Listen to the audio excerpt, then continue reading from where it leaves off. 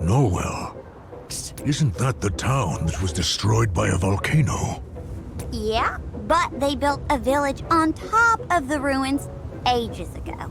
Now the villagers make their living selling fireworks.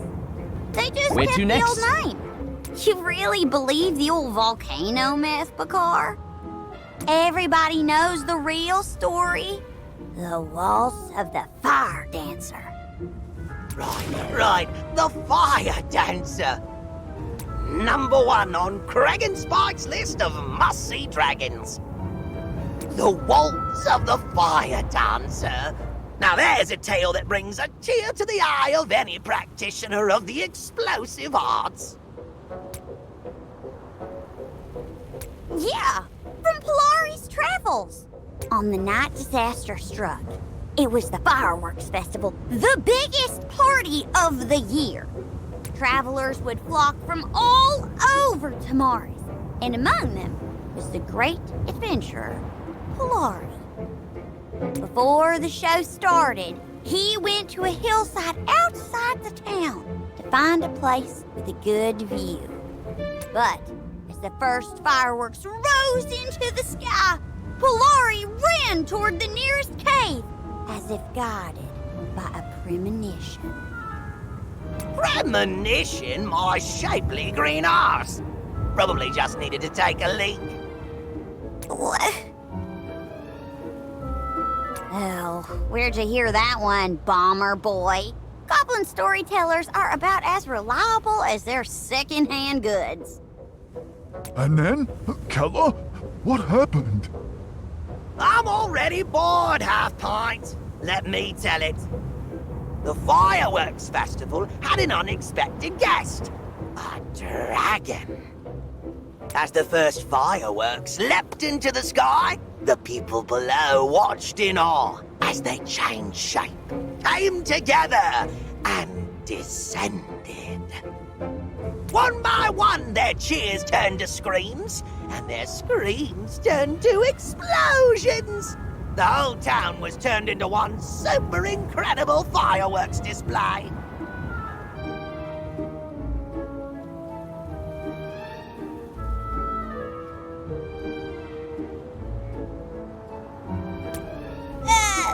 Not sure about the details, but Bomber Boy's got it more or less right.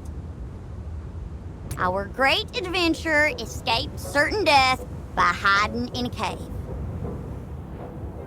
He was the sole survivor. He wrote about it in his journal. I'm pretty sure everyone agrees the volcano's the most likely explanation. Back when Polari's Travels came out, it was a total flop. It's only become popular recently because of the increase in dragon worship. Typical dragon dinar. Anyway, since they borrowed the pearl, that means they must have come under a dragon attack. Just like the one Polari saw. I can't wait.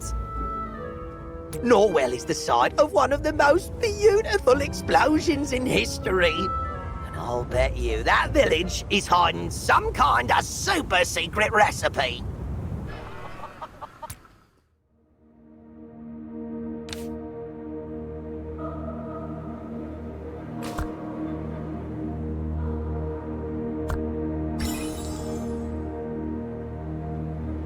Pause! Pause! That sorceress wants to fight us! Jaw, where's your sense of romance? That wasn't a challenge, it was an invitation. Although, didn't those villagers say it's the sorceress who brought the fire dancer here? I just spoke with a couple of them. They said she's been in Norwell for over a month now. At first, she said she was just here to see the sights. But then she started dragging one of the villagers around with her to be her guide, and asking all the village children about the story of the fire dancer. Then, 30 days after she got here, a red dragon appeared. Norwell was engulfed in flames. If the villagers hadn't dug out an underground shelter in advance, they would have faced the same tragedy as their ancestors did 300 years ago. You managed to find all that out. Nice work, Bakar. Looks to me like our sorceress has got something to do with the dragon. Are we sure we want to go looking for her? She could control the flames with just her hands. Didn't even need a staff. Power like that has to come from deep in your blood. There is no other way. If she turns out to be our enemy, we better be ready for her. Of course we're gonna go find her, Half-Pint. What, you scared of a little fire? My bombs will make her pyromancy look like a party trick. Oh, hello, dear. So nice to see you at last. Though I didn't expect you to bring your whole entourage. I was going to tell you all my secrets, but now you'll have to choose. I have one secret I like, and one secret I hate. Which would you like to hear first? Madam Sorceress, what we really want to know is, what's the deal with you and the fire dancer? Oh, sweetie, if you won't play by the rules, you'll have to be punished. But you know what? I don't care for rules either. As a reward for breaking the rules, I'll tell you the secret I hate.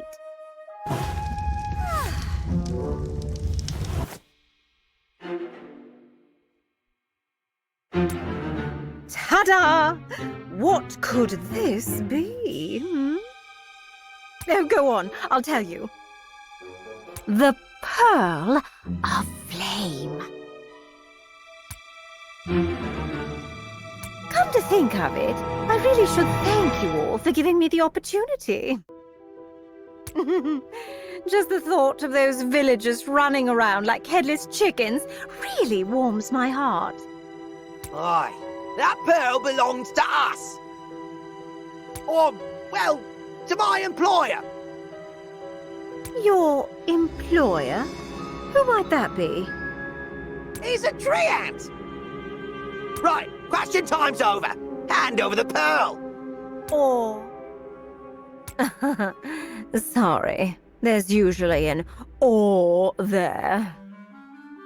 No need to rush. Just waiting for you to finish. Spike, she's underestimating us. I told you manners are useless. Listen up. Hand over the pearl or else. We'll snap off your arms and make them into wizard staves. No, wait. Firework tubes. Then we'll use them to celebrate over the sound of your screams. Not bad, not bad. That's exactly the kind of temper I expected from you, bomber boy. I hope someone with such an explosive personality is not scared of a little fire. Oh, no. Looks like those two pyromaniacs have got a hot date. Drunky, let's find you somewhere to hide. Ugh! How could you let Bomber Boy bully me like that? Look what you've done to me. Covered in filth. Oh, how inelegant. I've had just about enough of this. Take me to my chaperone. I dare say he's much better company than the lot of you. Did my last bomb scramble your brains? We've got no idea what you're talking about. Oh, right. My bad. His name is Drevin. We don't know anybody called Drevin. Wait a minute! Ain't that the guy who borrowed the pearl from Catalpa? So you do know the old fellow after all. Isn't he just the sweetest? He makes for a wonderful chaperone. Really knows his stuff. A true gentleman.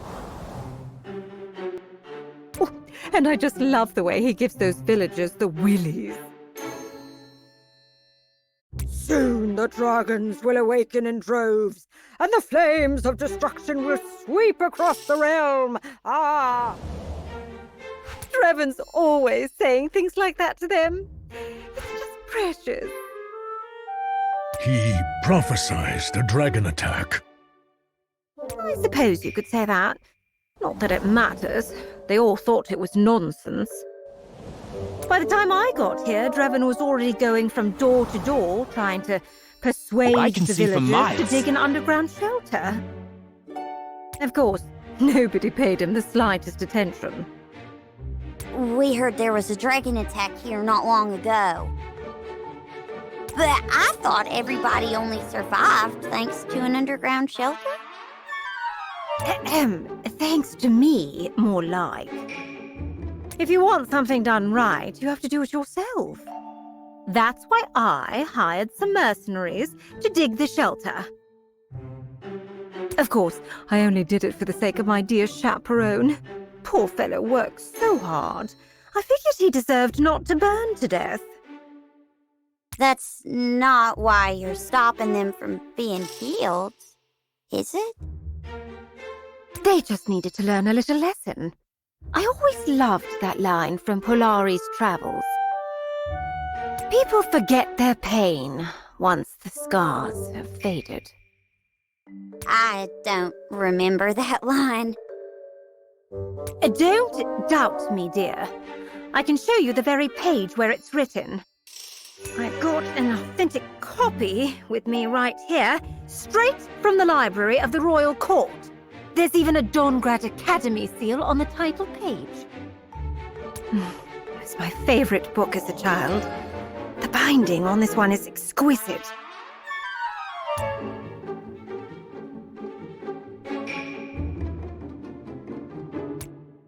Ugh, where is my copy of Polari's Travels? How are we supposed to know? Are you sure you had it on you? Oh yes, I remember now. I found the most gorgeous little box not far from here, and I thought I'd put the book in there for safekeeping. Then I buried the box somewhere to make sure I didn't lose it. But it's been so rainy recently, it'll be filthy. Ugh, I can't bear the thought of dirtying these dainty little hands. You do that for me? Oh, I'm touched. And there I thought your love for me was unconditional. You drive a hard bargain, but we have a deal. And I don't want to see so much as a scratch on that book. Clear?